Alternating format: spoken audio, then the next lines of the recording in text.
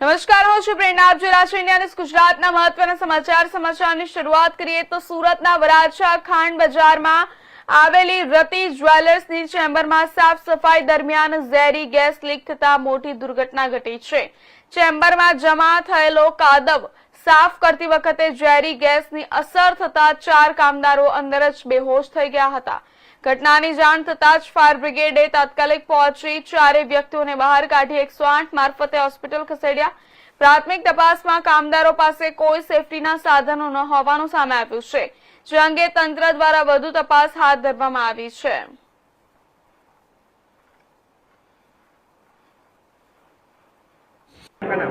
प्रकाश Hedau, deputy chief fire officer.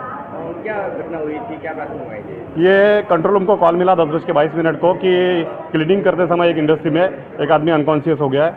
तो जब वहाँ पे हमारी टीम पहुँची तो रतीब ज्वेलर्स करके जो है खांड बाजार में, वहाँ पे चेम्बर क्लीनिंग करते समय आदमी अंदर गिर गया था और जब वहाँ पे इन्वेस्टिगेशन किया, वहाँ जब रेस्क्यू किया गया तो 4 लोग वहाँ से निकाले गए और 4 को स्विमेर हॉस्पिटल में ट्रांसफ़र किया गया आगे के इलाज के लिए। क्या कहेंगे, क्या बेदरकारी बोलोगे? ये क्लीनिंग करते समय अगर वहाँ पे गैस वगैरह होता है तो मास्क वगैरह का इस्तेमाल करना चाहिए। अब कंपनी ने वो किया नहीं किया इसके बारे में हम फिलहाल नहीं बता सकते। घटना स्थळे हूँ डायरेक्ट अहींया पहोंच्यो छुं। घटना स्थळ अश्विनी कुमारनुं छे, बरोबर। हूँ वराछा पोलीस स्टेशन स्थळ उपर 4 लोकोना मोत थया छे अने पीएम माटेनी प्रोसेस चालू छे, बरोबर।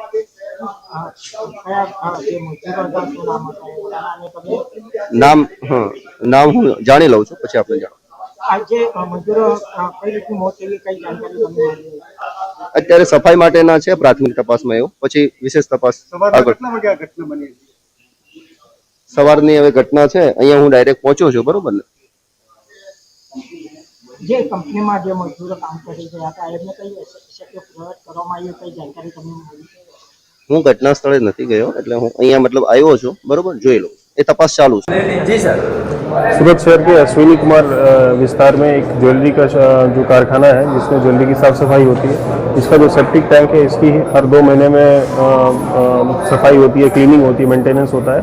उसमें आज सुबह टोटल 4 लोग जिसमें 1 सुपरवाइज़र और 3 लेबर यहाँ पे उतरे सेप्टिक टैंक में, और टोटल 4 लोग उसमें टैंक में गिर गए due to some poisonous gas, और टोटल इसमें 4 लोगों की मरने की अभी बात सामने आई है। इसमें हम ये देख रहे हैं कि इसमें किसकी बेदरकारी है, क्योंकि सेफ्टी प्रोटोकॉल जहाँ तक प्रिलिमिनरी इन्वेस्टिगेशन में आया है कोई सेफ्टी प्रोटोकॉल फॉलो नहीं किया गया है। फिर भी हम इसमें डिटेल इन्वेस्टिगेशन करेंगे।